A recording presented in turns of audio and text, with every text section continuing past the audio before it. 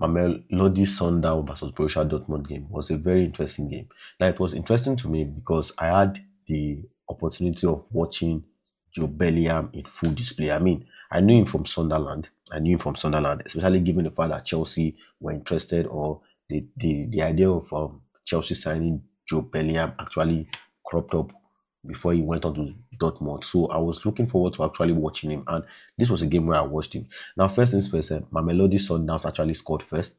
They scored in the 11th minute, but Borussia Dortmund quickly equalized in the 16th minute. Then after that, Gurasi scored to make it 2-1 for Borussia Dortmund in the 34th minute.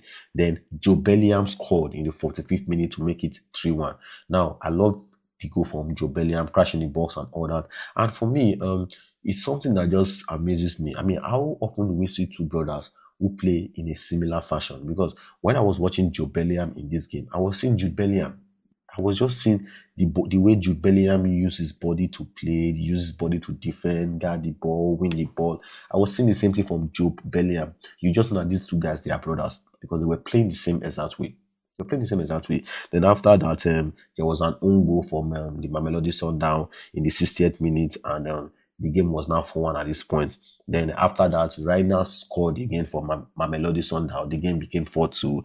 Then in the 90th minute, Motiba scored. And so the game ended up as 4-3. So Borussia Dortmund got the 3 points.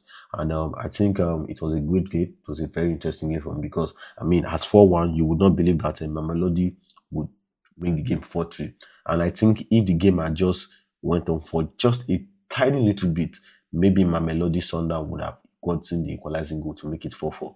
But that did not happen. But at the end of the day, it was a good game. And for me, the person that I actually paid attention to was Joe Bellingham. You see that Joe Bellingham?